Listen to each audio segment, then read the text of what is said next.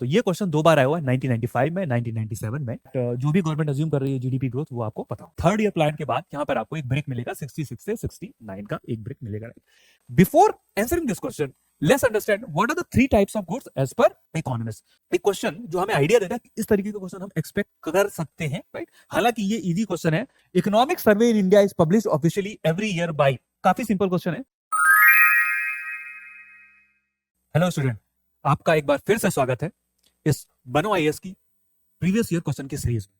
इस सीरीज में हम 1979 से 2025 तक के क्वेश्चन डिस्कस करने वाले हैं और आपकी सुविधा के लिए हमने इसमें क्वेश्चंस को 5 यूनिट में डिवाइड किया हुआ है और इस पर मैं पहले ही structure of Indian economy, agriculture और टर्शरी सेक्टर के ऊपर वीडियो बना चुका हूं। अगर आपने वो वीडियो पहले नहीं देखे हैं तो इस वीडियो के प्लेलिस्ट में जाकर आप वो वीडियो देख सकते हैं।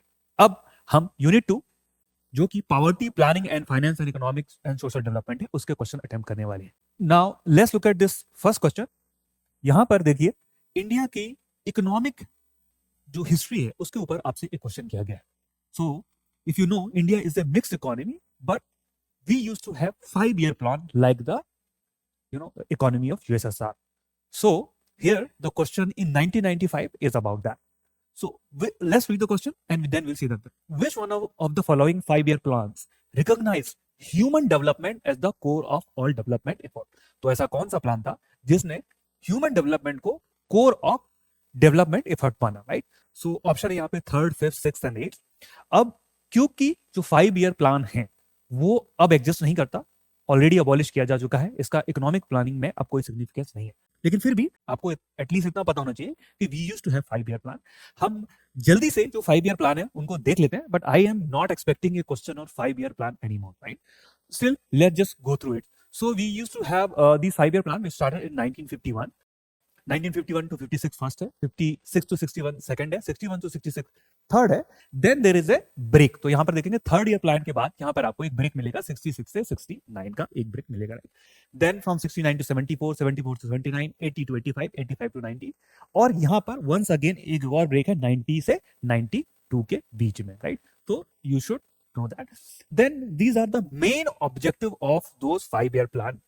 और यहां पर अगर आप देखेंगे so first 5 year plan overall development of agriculture, second 5 year plan industrial development, third 5 year plan self sufficiency in food, self sufficiency in economy, fourth 5 year plan self reliance and sustained growth, fifth 5 year plan removal of poverty, sixth 5 year plan improvement in infrastructure in agriculture industry, seventh 5 year plan modernization of and increase in employment opportunity, eighth 5 year plan यहाँ पर human resource development को बात की गई है. तो यहाँ पर आपका आंसर ये होने वाला था. Then there was 9th plan rural development decentralized planning, 10th 5 year plan increase in investment, 11th 5 year plan overall development of the people, right? Then 12th 5 year plan which is sustainable development. तो ये इनके objective थे. आप इसको briefly देख सकते हैं, but I am not expecting a question on this topic anymore.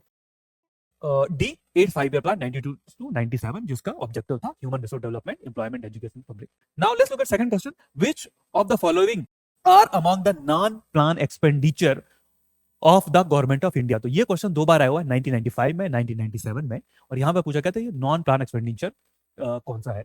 यहां पर चार आपको पहले स्टेटमेंट दिए गए: defence expenditure, subsidies, all expenditure linked with previous 5 year period and interest payment, right? And the codes are 1 and 2, 1 and 3, 2 and 4 and 1, 2, 3, 4, right? So these are your options. अब इस question को अटेम्प्ट करने के लिए आपको plan versus non plan expenditure के बारे में जानना होगा.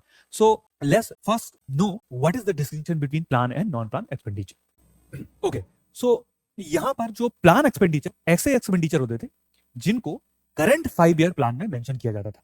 These are the expenditure which are explicitly mentioned in the current 5 year plan. These were called plan expenditure. These were defined expenditure on the program that are mentioned in country's current 5 year plan, right? तो जो current 5 year plan में mention किए जाते थे उन्हें हम plan expenditure बोलते थे. For example it may be electricity, water, communication services, agriculture sector, जो भी सर्विस पे हमने प्लान किया है कि ये एक्सपेंडिचर गवर्नमेंट करेगी for this objective. Then there were other expenditure because something is plan, but उसके अलावा भी कुछ एक्सपेंडिचर है. For example we have defence forces, right? Now that is not something we explicitly plan, that these are the development objective we are pursuing, but security of the country is important, so we incur those expenditure. Then कुछ ऐसे expenditure भी होते हैं जो पुराने हमने expenditure किए हैं उस वजह से कंटिन्यू रहेंगे. इसके अलावा गवर्नमेंट बोरो करती है टू परस्यू डेवलपमेंट एफर्ट। हर साल गवर्नमेंट काफी ज्यादा लोन बारो करती है because it want to invest in education, physical infrastructure etcetera. और उन लोन पर जो इंटरेस्ट होता है वो भी नॉन प्लान एक्सपेंडिचर होता है। So your non-plan expenditure is expenditure incurred on program other than those detailed in the current 5-year plan, right? ऐसे एक्सपेंडिचर जो करंट 5-year प्लान में मेंशन नहीं है बट फिर भी गवर्नमेंट इनकर करती है, वो नॉन प्लान एक्सपेंडिचर में आते हैं, जैसे इसमें डिफेंस, पेमेंट और इंटरेस्ट एक्सेट्रा। अब देखिए, जैसा कि मैंने पहले ही बताया था कि 5-year प्लान अब नहीं एग्जिस्ट करता। जो 5-year प्लान ही नहीं एग्जिस्ट करता तो ये क्लासिफिकेशन भी इरेलेवेंट हो गया है और 2017 के बाद इसे डिसकंटिन्यू कर दिया गया था। So this is about this expenditure. Now let's look at the statement here. तो डिफेंस एक्सपेंडिचर जैसे मैंने बताया था ये प्लान का पार्ट नहीं होता था, राइट? तो ये नॉन प्लान एक्सपेंडिचर में आएगा. So this has to be part of your answer, right? Then so if you look at first, you can eliminate C. Then look at subsidies. Subsidies are also not part of the plan expenditure, right? So this is also have to be part of the all expenditure linked to the previous plan period, right? तो हमने definition पढ़ी थी, plan expenditure वही expenditure होता है जो current 5-year plan में होता है, right? So this is also non plan. Then interest payment, जैसा कि मैंने आपको एक्सप्लिसिटली बताया था, interest payment on loan taken by government is also non plan expenditure. So this is all, therefore your answer was D. But अब ये concept irrelevant है, so this question should not be expected anymore. Now let's look at another question, which is what is the kind of question which can be asked? What is the annual rate aimed in the 8th 5-year plan? तो 8th 5-year plan में क्या growth rate economy की target की गई थी, right? So this was another question. यहाँ पर इसका आंसर था 5.6%, which is your answer here is A. But once again, this is not something you can expect. हालांकि हो सकता है कि आपसे सिमिलर क्वेश्चन पूछा जा सकता है, जैसे गवर्नमेंट ऑफ इंडिया बजट में कुछ प्रोजेक्शन अज्यूम करती है कि दिस इज एक्सपेक्टेड ग्रोथ, और आरबीआई भी कुछ एक्सपेक्टेशन अपने जो फोरकास्ट होते हैं उनमें रखता है. तो आपको उनको जानना चाहिए, हो सकता है कि आपसे उस पे क्वेश्चन पूछ लिया जाए, राइट? सो बजट आने वाला है, please keep in mind that जो भी गवर्नमेंट अज्यूम कर रही है जीडीपी ग्रोथ, वो आपको पता हो. Let's look at another question. The new EXIM policy announced in 1992 is for the period of 1995 में, राइट? तो यहां पर क्वेश्चन पूछा गया कि जो 1992 में एग्जिम पॉलिसी अनाउंस की गई थी वो कितने टाइम पीरियड के लिए है, राइट? तो दिस इज आल्सो एक क्वेश्चन जो हमें आइडिया देता है कि इस तरीके का क्वेश्चन हम एक्सपेक्ट कर सकते हैं, राइट? हालांकि ये इजी क्वेश्चन है, अब मैं एग्जैक्टली ऐसा क्वेश्चन नहीं एक्सपेक्ट करूंगा, बट ये टॉपिक एग्जिम पॉलिसी क्या होता है ये इंपॉर्टेंट बन जाता है. पिछले क्वेश्चन में हमसे पूछा गया था एग्जिम पॉलिसी. अब एग्जिम पॉलिसी का नाम अब बदल दिया गया है, इसे अब हम फॉरेन ट्रेड पॉलिसी के नाम से जानते हैं. So let's understand what is foreign trade policy. India's exim policy, now called foreign trade policy, is set of guideline by Ministry of Commerce and Industry. तो एक इंपॉर्टेंट फैक्ट यहां पर आ गया कि कौन रिलीज करता है इसे, ministry of commerce and industry. अब इसका पर्पस क्या होता है? To regulate and promote India's international trade. तो इंडिया के इंटरनेशनल ट्रेड को रेगुलेट करना एज वेल एज प्रमोट करना. It aiming for economic growth, right? Main objective हमारा इकोनॉमिक ग्रोथ ही है, जिसके लिए हम फॉरेन ट्रेड करना चाहते हैं. Export promotion, right? तो we want to promote export. Balancing payment, right? Forex को बैलेंस करना एक इंपॉर्टेंट एस्पेक्ट है. With key features like duty benefits, right? किसी सेक्टर को हो सकता है ड्यूटी का बेनिफिट दिया जाए. Streamline process, once again ease of doing business is important. Support for MSME via the DGFT, right? The policy is announced for a period of 5 year, right? तो ये 5 ईयर के लिए अनाउंस की जाती है विद एनुअल अपडेट. तो इसमें कुछ अपडेट हो सकते हैं. Focusing on liberalisation, incentive and global competitiveness. तो एग्जिम पॉलिसी को अब फॉरेन ट्रेड पॉलिसी बोलते हैं. इसका पर्पस है तो regulate and promote international trade, economic growth, export promotion, balancing payment, etc. And this is announced by Ministry of Commerce and Industry for a period of 5 years, right? तो अब हमें foreign trade policy एक important topic है जिसके ऊपर question बन सकता है.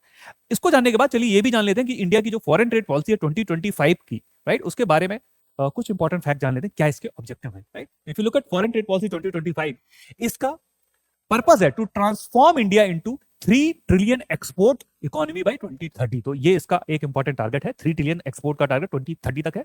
A significant jump from previous target. It intend to, इसका पर्पस क्या है, right? Cultivate a resilient inclusive export ecosystem benefiting MSME, farmer and services. That is one. Promote sustainable export, especially in green technology and clean energy. तो clean energy पर भी focus दिया गया. Facilitate the trade through cutting edge digital platform and reduce regulatory friction. तो यहाँ पर digital platform की बात की गई है. Reduce decentralise export promotion to empower district and inset, right? तो एक्सपोर्ट प्रमोशन को डिसेंट्रलाइज करना है ताकि डिस्ट्रिक्ट और स्टेट को एम्पावर किया जा सके. Align export with global trade guideline on compliance and sustainability. This is another target. So this is about foreign trade policy 2025. I think you should read more about it. Now coming back to the question, ये जो EXIM policy है जिसे हम foreign trade policy बोलते हैं, ये भी 5 year period के लिए अनाउंस की जाती थी और उस समय पर इसका पीरियड था 1992 से 1997. So here D was your answer. So I hope you now understand that a question on foreign trade policy can be expected. Let's look at another question from the year 1996. तो यहाँ पर एक important concept के ऊपर question पूछा गया. Given below are the two statement, one labeled assertion and the other labeled reason. पहले पढ़ते हैं. Assertion A. An important policy instrument of economic liberalization is reduction in import duty on capital goods. तो यहां पर बोला जा रहा है कि एक इंपॉर्टेंट पॉलिसी इंस्ट्रूमेंट होता है liberalisation is reduction in import duty. तो इंपोर्ट ड्यूटी को कम किया जा रहा है कौन से गुड्स पर? कैपिटल गुड्स पर, right? This is your session. Now, what is the reason given in this question? Reduction in import duties would help the local entrepreneurs to improve technology to face global market. तो reason दिया जा रहा है, ऐसा इसलिए किया जाता है ताकि लोकल एंटरप्रेन्योर जो है टेक्नोलॉजी को इंप्रूव कर सकें ताकि ग्लोबल मार्केट को वो फेस कर सकें. In the context of the above two statement which one of the following is correct? 1996 का क्वेश्चन है. Option A, both A and A are true and R is the correct explanation. ये है both A and R true but R is not the correct explanation. A is true, R is false and the option D is A is false and R is true, right? तो यहां पर आपसे पूछा गया है कि capital goods के बारे में इंपोर्ट ड्यूटी कम करते हैं, उसका रीजन ये होता है. Before answering this question let's understand what are the three types of goods as per economist. तो इकोनॉमिस्ट जो है गुड्स को तीन टाइप ऑफ कैटेगरी में क्लासिफाई करते हैं. सबसे पहला है कैपिटल गुड्स. कैपिटल गुड्स ऐसे गुड्स होते हैं जिनका यूज करके हम कोई और गुड्स को मैन्युफैक्चर करते हैं. For example, these are machinery which are used for producing final goods, right? So let's read this definition. Goods used by producer to make other goods, example machine, tools, factories. They are not consumed directly but help in production over time. For example, यहाँ पे machine हो सकती है. So these are your capital goods, right? So you will import them and use them to produce something else. Then there are intermediate goods. Intermediate goods क्या होते हैं? These are goods used in the process of making final goods. तो ये ऐसे goods हैं जिनको final goods बनाने के प्रोसेस में यूज किया जाता है. फॉर एग्जांपल, अगर हम ले कॉटन का example, right?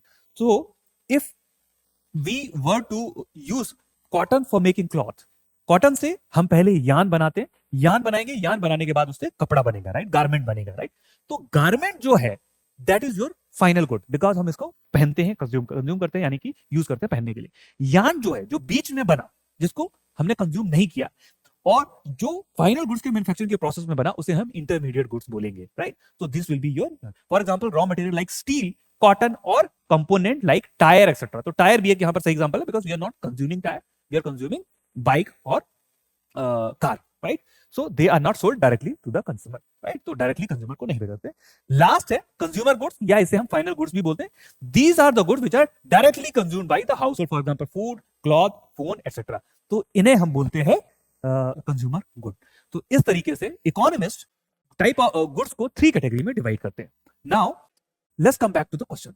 Now let's read this session once again. An important policy instrument of economic liberalisation is reduction in import duty on capital good. तो अगर कैपिटल गुड्स ऐसे गुड्स है जिनको फाइनली कंज्यूम नहीं करते और उन पर इंपोर्ट ड्यूटी को कम किया जाएगा तो दे विल बिकम चीप, सस्ते हो जाएंगे. अगर इंपोर्ट ड्यूटी कम हो जाएगी तो जो एंटरप्रेन्योर है वो और मशीन्स को इंपोर्ट करेगा, उससे उसकी टेक्नोलॉजी इंप्रूव होगी और इंडीड वो उससे ग्लोबल मार्केट में कॉम्पिटिटिव होगा. प्रोडक्ट को ना सिर्फ इंडिया में बेचेगा बल्कि बाहर भी एक्सपोर्ट कर जाएगा. तो इस तरीके से हम यहाँ पे देख सकते हैं कि ये जो रीजन है एक import duty on capital goods को करने का, ये सही रीजन है and that should be the reason to do it. So therefore we can say both A and A are true and R is the correct explanation. यहाँ पर correct option आपका A है. So I hope you have understood here. There are three type of goods. And this is both the statement correct and explain one of the instrument to liberalize Indian economy. So let's look at this question here. Economic survey in India is published officially every year by, right? तो यहाँ पर एक काफी simple question है, पूछा गया आपसे कि इकोनॉमिक सर्वे इन इंडिया जो कि ऑफिशियली पब्लिश किया जाता है उसे पब्लिश कौन करता है, right? Option A Reserve Bank of India, option B Planning commission of India, option C Ministry of Finance and option D Ministry of Industries Government of India, right? Now economic survey जो होता है that is an official document और जो Indian economy के previous year performance को analyse करता है कि पिछले साल इंडिया के डिफरेंट सेक्टर्स पे क्या डेवलपमेंट हुए, क्या ग्रोथ रेट रही, क्या चैलेंजेस फेस किए and what worked out, what didn't do well, right? तो ये इकोनॉमिक सर्वे में डिस्कस किया जाता है. हर साल ये रिलीज किया जाता है बजट के पहले, राइट? अब आप लोग जानते हैं कि रिजर्व बैंक ऑफ इंडिया इसे पब्लिश नहीं करता है। Reserve Bank of India monetary authority, हालांकि ये इंडियन इकोनॉमी के ऊपर अपनी कमेंट्री देता है, but they do not publish economic survey. Planning commission of India, now you know that planning commission does not publish this. अब ministry of industries and government of India, अब यहां पर आप इसे लॉजिकली रिजेक्ट कर सकते हैं, because economic survey will contain your discussion on performance of not just industries but services, agriculture, right? And it would not be fair for Ministry of Industries to make an official statement on other sector of the economy. Therefore, it should not be the answer. And hence, you can logically come to this answer. It is actually Ministry of Finance and Government of India which publishes it. अब इसे exactly कौन publish करता है, ये आप मुझे comment section में लिख के बताइए. So here we have the answer. Economic survey in India is published officially every year by Ministry of Finance, Government of India, and issued before annual budget. तो बजट के पहले होता है. It reviews the development in the economy over the previous 12 months. तो पुराने 12 month में discuss करेंगे performance को. अगर आप दिल्ली जैसे शहर में बजट में आईएएस की तैयारी करना चाहते हैं तो इस वीडियो को एंड तक जरूर देखें. ये है बनो आईएएस. इसको रन करने वाले हैं UPSC qualified ex civil servant and Jamia RC alumni.